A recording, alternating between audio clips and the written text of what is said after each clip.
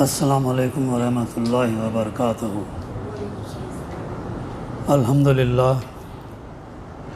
الحمدللہ رب العالمین الرحمن الرحیم والصلاة والسلام علی رسول الامین، اما بعد، اعوذ باللہ من الشیطان الرجیم، بسم اللہ الرحمن الرحیم۔ قال لن نؤثرك على ما جاءنا من البينات والذي فطرنا فاخذ ما أنت قاذ إنما تقضي هذه الحياة الدنيا إنا آمنا بربنا ليغفر لنا خطايانا وما أكرهتنا عليه من السحر۔ صدق اللہ العلی العظیم۔ رب اشرح لی صدری ویسر لی امری واحلل عقدۃ من لسانی یفقہوا قولی۔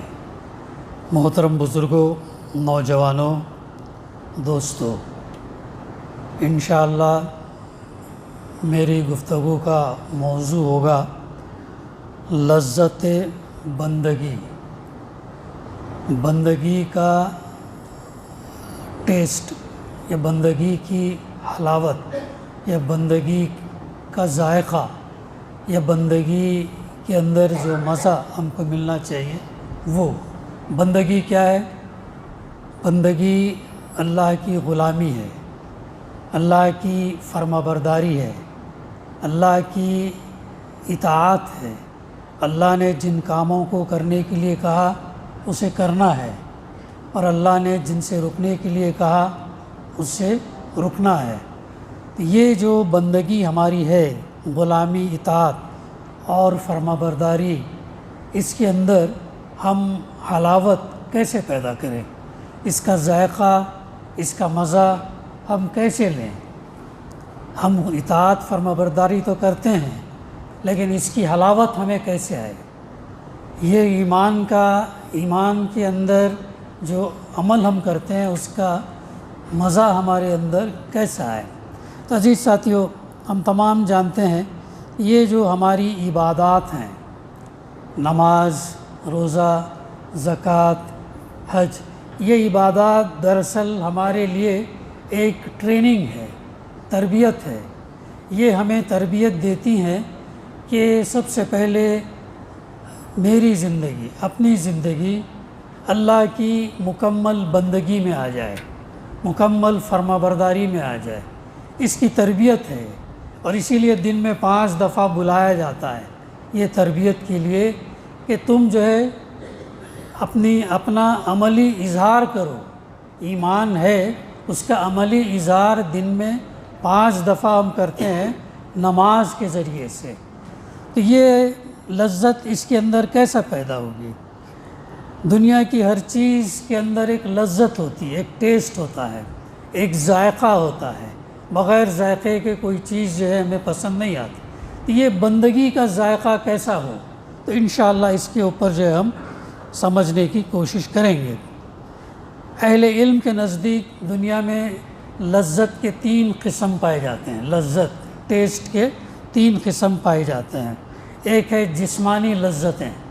جسمانی لذتیں، ان کا تعلق ہمارے جسم سے ہے، ہمارے جسم سے ہے۔ مثلاً کھانے پینے میں، پہننے میں، اوڑھنے میں، بننے سنورنے میں، اور یہاں تک کہ جنسی خواہشات پورا کرنے میں بھی لذت وغیرہ حاصل ہوتی ہے۔ تو یہ جسمانی لذت ہے۔ دوسری لذت یہ ہے نفسانی لذت ہے۔ یہ کیا ہے؟ ان کا تعلق دراصل انسان کے اپنے نفس سے ہے، نفس سے۔ اور کسی کی تعریف سن کر خوش ہونا فطری بات ہے، اور اچھی چیز یا مناظر دیکھ کر لطف اندوز ہونا یہ بھی فطری بات ہے۔ تو یہ نفسانی لذت ہے۔ اور تیسری جو لذت ہے اس کا تعلق دل سے ہے، قلب سے ہے، عقل اور روح سے ہے۔ مثلاً اس کے ذریعے سے اللہ سبحانہ و تعالیٰ کی معرفت حاصل کرنا، اور اس کے ذکر کی لذت، ایمان اور عمل صالح کی لذت، یہ جو ہے بہت اہم ہے۔ پہلی 2 لذتیں یعنی جسمانی لذت اور نفسانی لذت، ان کا تعلق جو ہے دنیاوی زندگی سے ہے، لیکن روحانی لذت اس کا تعلق جو ہے دنیا اور آخرت دونوں سے ہے۔ روحانی لذت جو ہے اس کا تعلق دنیا سے بھی ہے اور آخرت سے بھی ہے، اور یہی لذت دراصل حقیقی ہے، ابدی ہے، اخروی ہے، اور اسی کے لیے ہمیں فوکس کرنا ہے۔ دنیا کیا ہے؟ دارالعمل ہے، اور یہاں پر عمل کے ذریعے سے ہم جو ہے اخروی زندگی کی کامیابی اور دنیا کے اندر لذت اس کے ذریعے سے ہم حاصل کر سکتے ہیں۔ تو پہلی چیز کیا ہے؟ ایمان کی لذت۔ یہ دراصل سب سے اہم لذت ہے۔ اگر ایمان دل میں جاگزی ہو جائے تو مومن ہر طرح کی تکلیفیں اور مشقتیں برداشت کرنے کے لیے تیار ہو جاتا۔ اس لذت کے سامنے دنیا کی ساری تکلیفیں معمولی نظر آتی ہیں۔ فرعون کے جادوگروں کے سامنے، عزیز ساتھیوں، ہم جانتے ہیں سورہ کہف بھی ہم پڑھتے ہیں۔ سورہ کہف کے اندر بڑے اہم واقعات ہیں۔ اگر ہم سمجھ کر اسے پڑھتے ہیں تو بہت اچھی بات ہے۔ بڑے اہم واقعات ہیں۔ اصحاب کہف 3 ہو، 5 ہو، 7 ہو، اس کا تذکرہ نہیں، بہرحال اصحاب کہف، یہ لوگوں نے اپنے مقام سے کیوں ہجرت کی؟ اس لیے کہ اپنے ایمان کو بچانے کے لیے ہجرت کی، اپنا گھر بار چھوڑا، اپنی تجارت چھوڑی، اپنے سماج کو چھوڑا، اپنا وطن چھوڑا، اپنی آسائش چھوڑا، آسائش چھوڑ کر یہ غار میں آ کر پناہ لیے اور اللہ سبحانہ و تعالیٰ سے دعا کی کہ اللہ تو اپنی رحمت ہمیں عطا کر اور تو ہمیں مدد فرما۔ تو اللہ تعالیٰ کی جو مدد جو ہے ان کو پھر 309 سال تک ان کو سلاتی ہے، اور اس کے بعد میں جب اٹھتے ہیں تو ان کا مائیگریشن، ان کی ہجرت کی بنیاد کیا تھی؟ کیوں انہوں نے چھوڑا؟ کیا وہ مصالحت یا کمپرومائز کر کے وہاں رہ نہیں سکتے تھے؟ نہیں، بلکہ ایمان کو بچانے کے لیے انہوں نے اس مقام کو چھوڑا۔ ایمان بہت قیمتی چیز ہے، یہ ایسی چیز نہیں ہے جسے بیچا جائے یا خریدا جائے، بلکہ اس کی لذت اسی وقت انسان محسوس کرتا جب وہ اس کو احساس، اس کو فیل کرتا، اور جو ہے جب وہ مشکلیں، تکالیف، مصیبت، آزمائش پھر اسے ہلکا نظر آتی ہیں۔ آپ اندازہ کیجئے کہ اصحاب کہف نے کیسا ہجرت کی، اور صرف کس لیے؟ ایمان کو بچانے کی خاطر، اتنی اہم ہے۔ پھر اس کے بعد ہم دیکھیں فرعون کے سامنے جب فرعون نے جادوگروں کو دھمکی دی، فرعون کے جادوگروں اور موسیٰ علیہ السلام کا مقابلہ ہوا۔ دونوں نے انہوں سوال کیا کہ پہلے کون یہ کریں گے؟ تو موسیٰ علیہ السلام نے کہا کہ تم اپنا جادو پیش کرو۔ جب انہوں نے سانپ کی شکل میں بہت سارے معجزات جو وہ یہ کرنے لگے، جادو کے ذریعے سے بتانے لگے، تو وقتی طور پر موسیٰ علیہ السلام تھوڑا سا سہم گئے، لیکن اللہ تعالیٰ نے ان کی ہمت باندھی۔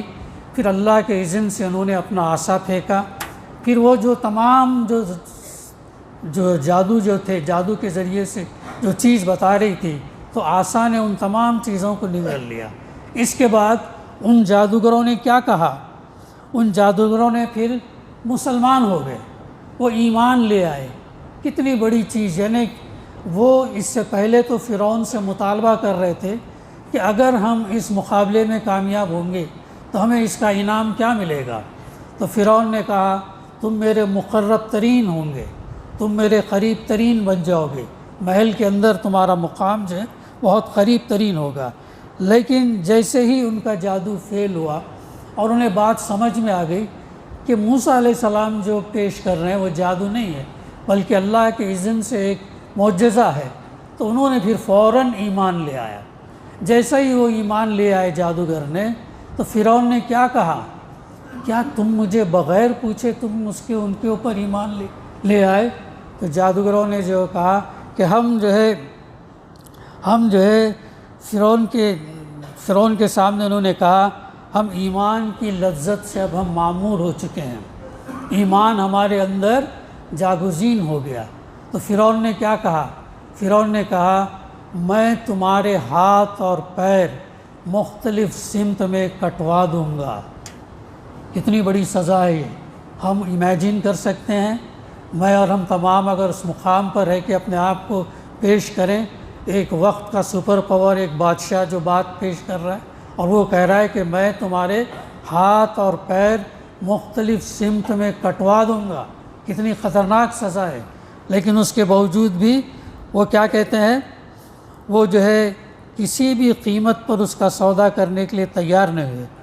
فرعون کی اس دھمکی کے جواب میں انہوں نے کیا کہا؟ جو میں نے آیات تلاوت کی ابتدا میں وہ کہا، انہوں نے کہا، فرعون کے جادوگروں نے کہا قسم ہے اس ذات کی جس نے ہمیں پیدا کیا۔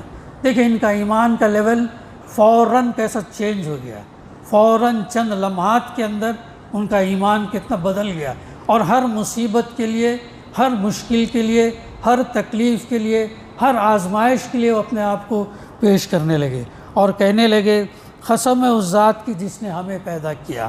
یہ ہرگز نہیں ہو سکتا کہ ہم جو ہے روشن نشانیاں سامنے آنے کے بعد صداقت، سچائی پر تجھے ترجیح دیں۔ روشن نشانی انہوں نے دیکھ لیا۔ نشانی کیا ہے؟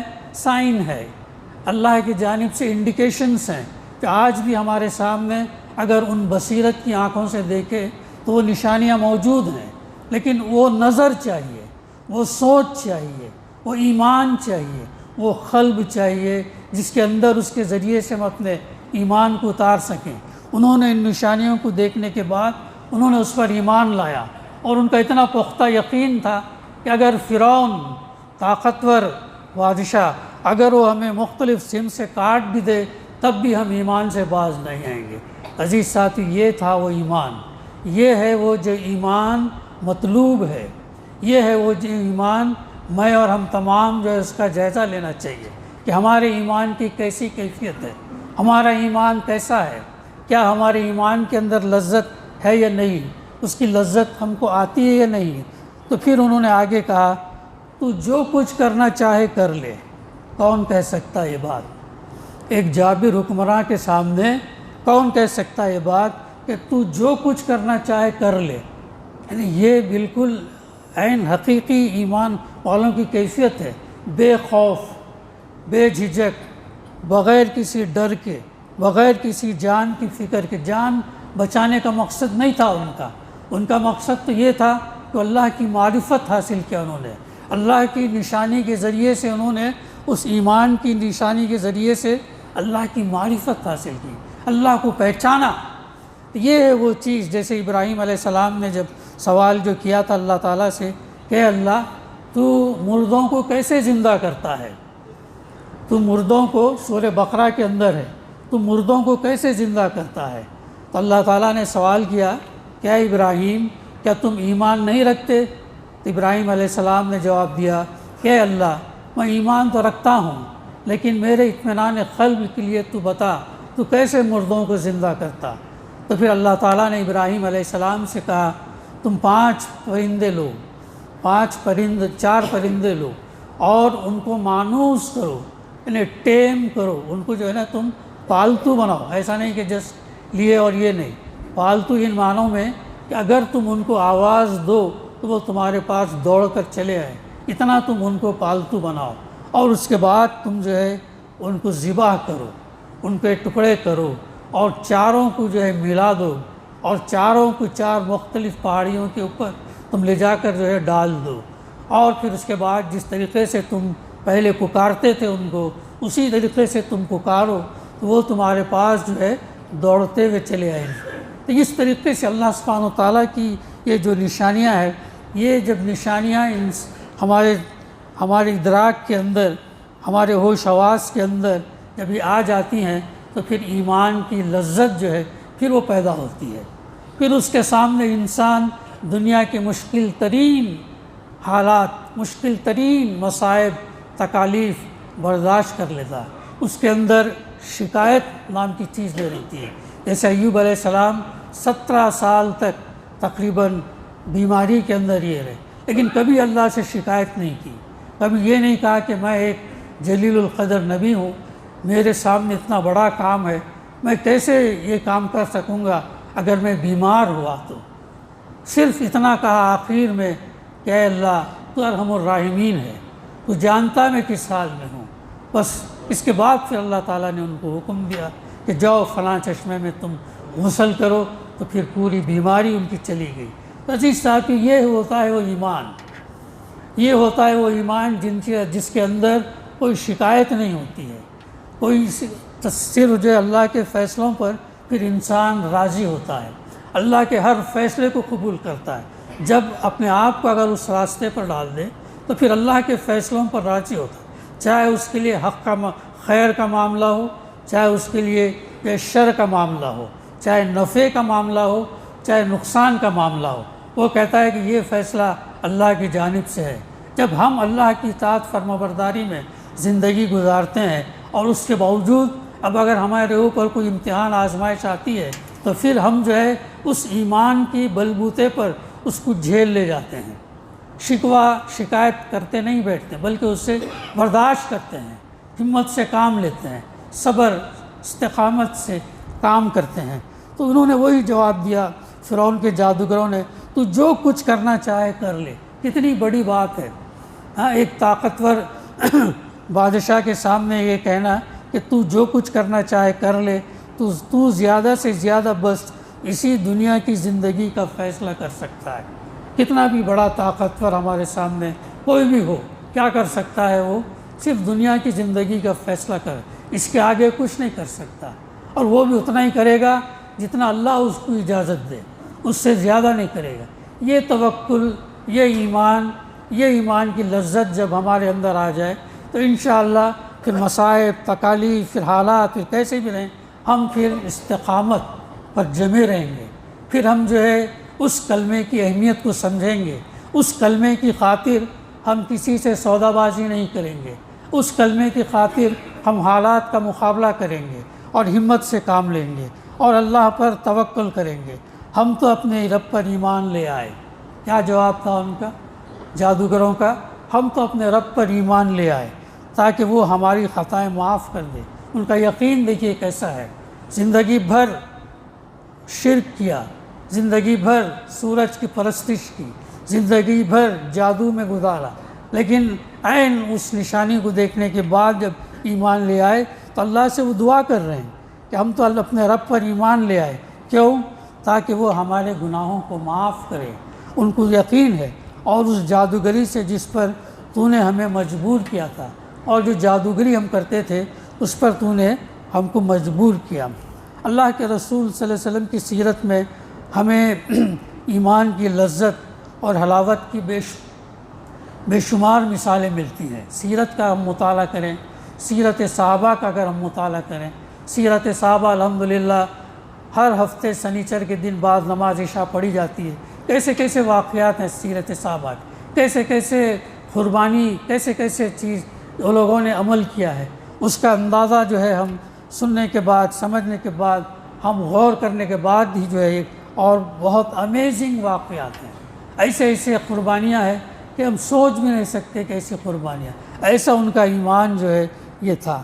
ہم تمام جانتے ہیں کہ حضرت بلال رضی اللہ کو مکے کی تپتی ہوئی ریت پر لٹا دیا جاتا اور جسم پر بھاری پتھر رکھ کر جو ہے انہیں کیا کیا جاتا، انہیں گھسیٹا جاتا۔ ان تکلیفوں کے باوجود ان کی زبان سے کیا نکلتی بات؟ احد احد، یعنی اللہ ایک ہے، اللہ ایکتا ہے، اور یہ لگاتے رہے نعرے۔ بعد میں حضرت ابو بکر رضی اللہ نے ان کو خریدا اور پھر اس غلامی سے ان کو آزاد کر دیا۔ پھر کسی نے ان سے پوچھا بعد میں کہ یہ تکلیفیں، یہ ہولناک مشقتیں آپ کیسے برداشت کرتے تھے؟ تو حضرت بلال رضی اللہ کا جواب کیا تھا، سنیے، ہمیں اس سے سبق لینا چاہیے۔ ایمان وہ چیز ہے ساتھیوں، ایمان کے ذریعے سے ہم اپنی عملی زندگی کو سدھار سکتے ہیں۔ انہوں نے جواب دیا کہ ایمان کی لذت جب ان تکلیف دہ سزاؤں کے ساتھ مل جاتی، ایمان کی حلاوت، ایمان جب قلب میں اتر جاتا، ایمان جب شعوری ہوتا، کانشیس ہوتا، جب ایمان کی لذت جو ہے وہ ان تکلیف زدہ سزاؤں کے ساتھ مل جاتی تو ایمان کی حلاوت ان پر غالب آ جاتی، یعنی وہ تکلیف کے اوپر ایمان کی وجہ سے جو ہے وہ ایمان کی حلاوت وہ غالب آ جاتی اور تکلیف پھر تکلیف محسوس نہیں ہوتی۔ ایسا ہی معاملہ ہے، اور مجھے ان سزاؤں کا کوئی احساس نہ ہوتا، اور ان سزاؤں کا مجھے جو ہے کوئی احساس نہ ہوتا۔ تو یہ ہے عزیز ساتھیو ایمان کی حلاوت، ایمان کی لذت۔ جب اس چیز کو ہم یہ کرتے ہیں، ذائقہ لیتے ہیں، تو پھر انسان کے سامنے مصائب، مشکلات، پریشانیاں، بیماریاں، آزمائش، امتحان پھر ہلکی چیز نظر آتی ہے، ہلکی چیز نظر آتی۔ ایون اس کے بعد بھی ہم تاریخ کا اگر ہم مطالعہ کریں، مجاہدین اسلام کی جب ہم تاریخ کا مطالعہ کریں تو جب وہ محاذ پر ہوتے ہیں تو ان کو کوئی تکلیف محسوس نہیں ہوتی، لیکن دیکھنے والے کے سامنے یہ ہوتا ہے ارے کتنی مصائب یہ کر رہے، کتنی مشکلیں۔ آج بھی ہمارے سامنے مثال ہے، غزہ کے فلسطینیوں کی مثال ہمارے سامنے، ہاں، فوڈ سپلائی نہیں ہے، پانی کی سپلائی نہیں ہے، دواؤں کی سپلائی نہیں ہے، کوئی امداد یہ نہیں ہے، اس کے باوجود مصالحت نہیں کر رہے۔ کتنا بڑا سبق رہتی دنیا کے لیے ہے، موجودہ دنیا کے لیے کتنا بڑا سبق ہے یہ۔ ان تمام کے باوجود بھی وہ سرنڈر نہیں کر رہے، باطل کے سامنے سرنڈر نہیں کر رہے، اپنی زندگی داؤ پر لگا دیے، کتنے لوگوں کو، اپنے خاندان کے لوگوں کو داؤ پر لگا، لیکن ایمان کی خاطر وہ سرنڈر نہیں کر رہے۔ یہ ہے عزیز ساتھیو، ہم کو یہاں سے محسوس ہوتا ہے کہ کیسے وہ لوگ کر رہے ہو، لیکن وہ اس محاذ پر جو ہے وہ ہم دیکھتے ہیں واقعات، ہم ویڈیوز دیکھتے ہیں کہ انتقال ہونے پر، شہید ہونے پر الحمدللہ کے الفاظ آ رہے ہیں۔ یہ کیسے نکلتے ہیں الفاظ؟ یہ کیوں نکلتے ہیں؟ ہر ایک سے کیوں نہیں نکلتے؟ یہ اسی سے نکلتے ہیں جن کے اندر ایمان کی حلاوت ہوتی ہے، جن کے اندر ایمان جاگزی ہوتا ہے، جو شعوری طور پر ایمان رکھتے ہیں اور پھر دنیا سے پھر اس کا مقابلہ کرتے ہیں۔ اسی طریقے سے ہم دیکھتے ہیں سیرت کا ایک اور واقعہ، حضرت عبداللہ بن عباس رضی اللہ فرماتے ہیں کہ رومیوں نے، رومنس نے، بیزنٹین جسے ہم کہتے ہیں، نے صحابی رسول عبداللہ بن حذافہ سہمی رضی اللہ کو گرفتار کر لیا اور ان سے کہا کہ نصرانی بن جاؤ، یعنی کرسچن بن جاؤ، کرسچن بن جاؤ، ورنہ تمہیں ہم کیا کر دیں گے، قتل کر دیے جاؤ گے۔ تو انہوں نے کیا کہا، انکار کر دیا، انہوں نے کہا نہیں۔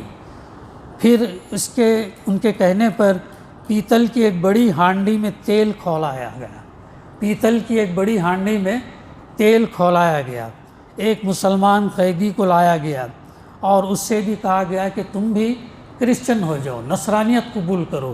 تو انہوں نے کہا کہ نہیں، انہوں نے بھی جو ہے انکار کر دیا۔ تو جیسے ہی انہوں نے انکار کر دیا تو ان صحابی رسول کے سامنے اس شخص کو اس پیتل کی ہانڈی کے اندر کھولتے ہوئے تیل کے اندر زندہ ڈال دیا گیا۔ غور کرے، میں اور آپ رہتے تھے کیا کرتے؟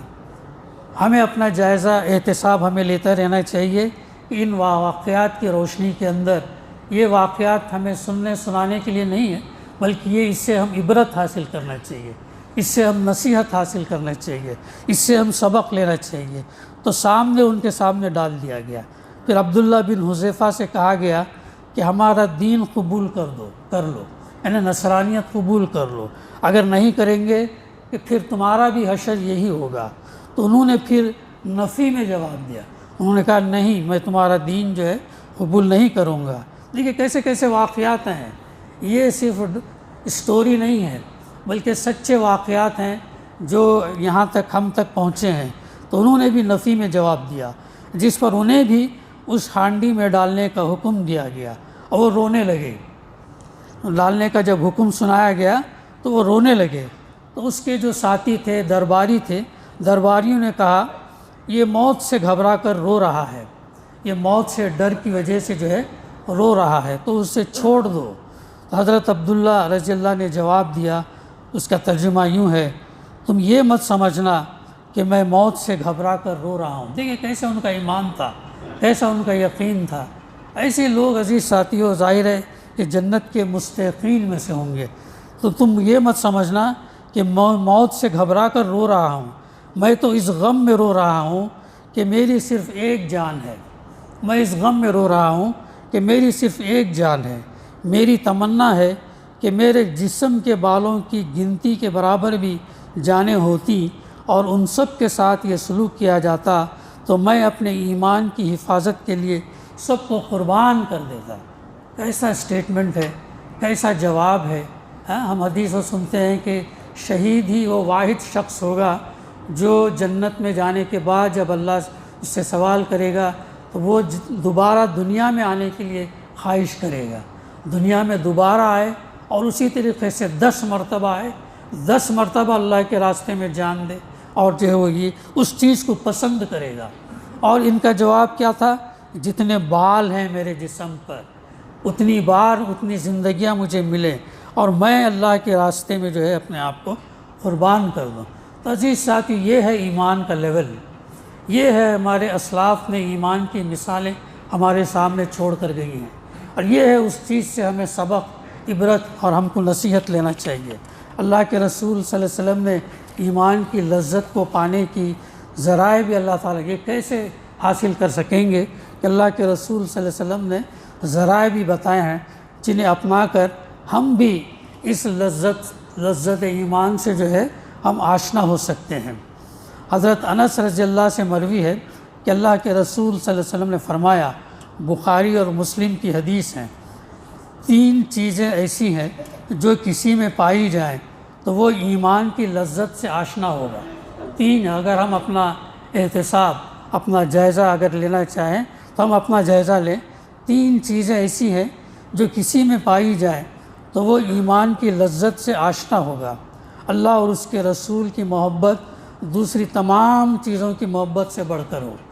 ہماری محبت دنیا کی تمام چیزوں سے بڑھ کر اللہ اور اس کے رسول کے لیے ہو۔ یہ ایک شرط، پہلی شرط ہے۔ کسی سے محبت اتنی نہ ہو جتنا اللہ اور اس کے رسول صلی اللہ علیہ وسلم، یہاں تک کہ ماں باپ، یہاں تک کہ بیوی بچے، یہاں تک کہ دولت، زمین، جائیداد، ان تمام سے بڑھ کر ہماری محبت اللہ اور اس کے رسول صلی اللہ علیہ وسلم سے۔ یہ ہم اپنا احتساب لیں، یہ اپنا ہم جائزہ لیں۔ دوسری بات اللہ کے رسول صلی اللہ علیہ وسلم نے فرمائی کہ وہ اللہ ہی کی خاطر اپنے مومن بھائی سے محبت کرے۔ مومن بھائی، مسلمان بھائی سے جو محبت کرے وہ کس لیے کرے؟ کسی غرض کے لیے نہ کرے، کسی مفاد کے لیے نہ کرے، کسی کام کے لیے نہ کریں، کچھ گیو اینڈ ٹیک کے لیے نہ کریں، بلکہ صرف اس لیے کرے اللہ چاہتا ہے، اللہ کے لیے اس سے محبت کرے، بے غرضانہ محبت ہو، بے غرض، اپنی مفاد جو ہے اس کے اندر شامل نہ ہو۔ یہ دوسری شرط آپ صلی اللہ علیہ وسلم نے بتائی۔ تیسری چیز یہ کہ اسلام قبول کرنے کے بعد کفر کو ویسا ہی ناپسند کرے جیسا آگ میں جلنے کو ناپسند کرتا۔ ایک آدمی آگ میں جلنا نہیں پسند کرتا، ویسے ہی کفر کو ناپسند کرے۔ یہ 3 چیزیں اللہ کے رسول صلی اللہ علیہ وسلم نے جو ہے بتائی۔ پھر اس کے بعد اعمال صالح کی لذت۔ ایمان اور عمل صالح یہ دونوں ضروری ہے۔ اگر کسی کے پاس صرف ایمان ہے، عمل صالح نہیں، تو پھر وہ جو ہے قابل قبول نہیں ہے نجات کے لیے۔ اگر کسی کے پاس اعمال ہے لیکن ایمان نہیں ہے تو پھر وہ بھی جنت میں نہیں جائے گا۔ اللہ تعالیٰ ایسے لوگوں کے لیے کیا کرے گا؟ ان کا اجر دنیا میں ہی دے دے گا۔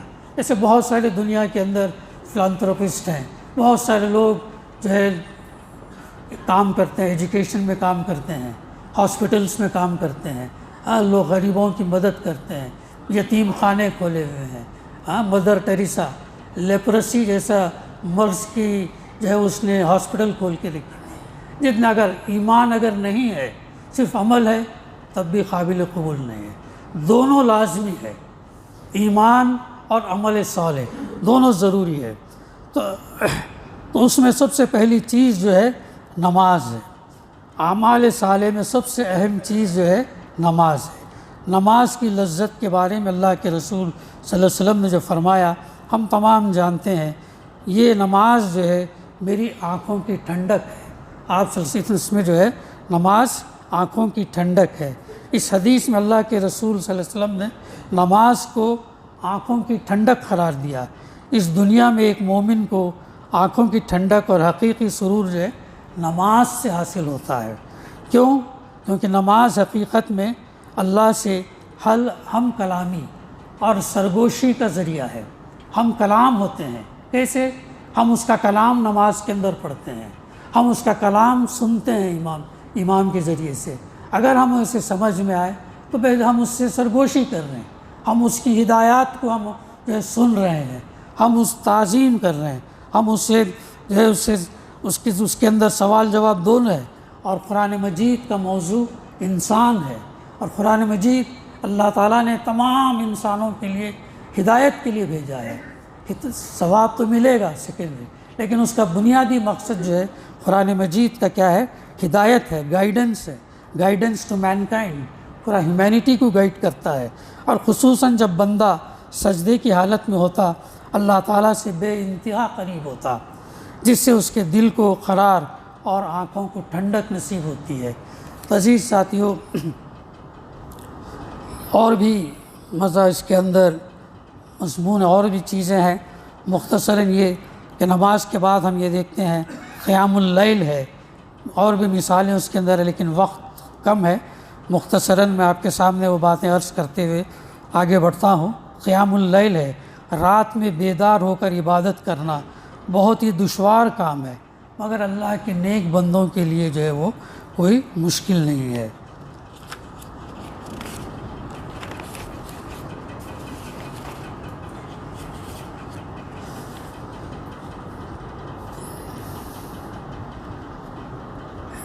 ایک حضرت علقمہ بن مرثد رحمہ فرماتے ہیں کہ جب عامر بن قیس کی موت کا وقت قریب ہوا تو رونے لگے۔ کسی نے پوچھا کیا بات ہے، تم کیوں رو رہے ہو؟ تو انہوں نے جواب دیا کہ اللہ کی قسم، نہ میں موت سے گھبراتا ہوں اور نہ مجھے دنیا سے رخصت ہونے کا غم ہے، بلکہ مجھے اس بات پر افسوس ہو رہا کہ اب میرے روزوں کا اور ٹھنڈی راتوں میں تہجد کی نماز پڑھنے کا سلسلہ جو ہے منقطع ہو جائے گا۔ یہ تھی ہماری اسلاف کی فکر، اور ہماری راتیں کیسی گزرتی ہیں، ہمارے نوجوانوں کی راتیں کیسی گزرتی ہیں، ہم تمام جانتے ہیں۔ ہم اس کا جو ہے یہ کر کمپیریشن کر کے اپنا احتساب، اپنا جائزہ جو ہے ہم لے سکتے ہیں۔ دوسری چیز ہے تلاوت قرآن کی لذت، اس کے ذریعے سے ایمان کی حلاوت، ایمان کی لذت بڑھتی ہے۔ قرآن مجید اللہ کا کلام ہے، جس کی تاثیر اور حلاوت کی گواہی دشمنوں نے بھی دی۔ ابو جہل، ابو سفیان وغیرہ یہ لوگ چھپ چھپ کر سنتے تھے قرآن کو، اور اس کے اوپر جو ہے وہ جانتے تھے کہ یہ اللہ کے رسول کا کلام نہیں بلکہ اللہ کا کلام، لیکن ہٹ درمی، ضد، اگر یہ بات مان لیں کہ اللہ کے رسول صلی اللہ علیہ وسلم کے خاندان میں نبوت آئی تو پھر ہم کیسا دعویٰ کریں؟ ابو جہل کا جواب تھا کہ تم کیوں مخالفت کرتے ہو؟ کیا اللہ کے رسول جھوٹے ہیں؟ نہیں، اس نے کہا وہ سچے ہیں، وہ جو بات کہہ رہے ہیں سچ ہے، لیکن اگر ہم یہ بات مان لیں کہ ان کے خاندان میں نبوت آئی تو پھر ہم کیسے اس چیز کو ثابت کر سکیں؟ یعنی جو بھی انہوں نے کیا ہم نے بڑھ چڑھ کر کی، مہمان نوازی کی ہم نے بڑھ چڑھ کر کی، جو بھی کام کیا بڑھ چڑھ کے، لیکن یہ سب جانتے تھے کہ یہ کلام جو ہے سچا ہے، لیکن اس کے باوجود بھی ہٹ درمی، ضد، اس کے اوپر جو ہے مخالفت ان کا کرتا رہا۔ حضرت عثمان غنی رضی اللہ یوں بیان کرتے ہیں کہ اگر ہمارے دل، ان سے جب پوچھا گیا، اگر ہمارے دل پاک ہوتے تو کلام الہی کی لذت سے کبھی سیر نہیں ہوتے، کلام الہی کی لذت سے کبھی سیر نہیں ہوتے۔ خود حضرت عثمان رضی اللہ کی زندگی اس کا عملی ثبوت ہے۔ دشمنوں نے ناحق الزام لگا کر آپ کے گھر کا محاصرہ کر لیا، اور ایک دن دیوار پھاند کر جو ہے آپ عین قرآن مجید کی تلاوت کے دوران جو ہے ان کو شہید کر دیا۔ عزیز ساتھیوں، اور بھی جیسے چیزیں ہیں، ذکر الہی کی لذت ہے، انفاق فی سبیل اللہ کی لذت ہے، اور یہ بھی تفصیلات چاہتی ہیں، لیکن وقت جو ہے ختم ہو چکا ہے۔ انشاءاللہ آئندہ اگر موقع ملے تو اس ضمن میں اور بھی باتیں رکھیں گے۔ طلب علم کی لذت ہے، اور یہ تمام چیزیں ہیں۔ اس کے بعد آخر میں اللہ سبحانہ وتعالیٰ سے دعا ہے کہ ایمان اور عمل صالح کی اس لذت سے ہمارے دل جو ہے آج ناآشنا ہے، ہم اتنا واقف نہیں ہیں جیسا ہونا چاہیے. ہمیں چاہیے کہ میں اور ہم تمام اپنا جائزہ لیں اور اپنے ایمان اور عمل صالح کی فکر کریں. اللہ کو راضی کرنے کے لیے، اللہ کو خوش کرنے کے لیے، اللہ کے لیے وہ کریں تاکہ ہم بھی ان کی لذت کو پا سکیں. دعا ہے کہ اللہ سبحانہ و تعالی ہمیں توفیق عطا کرے، یہ چیز ہم حاصل کریں. وآخر دعوانا الحمد للہ رب العالمین.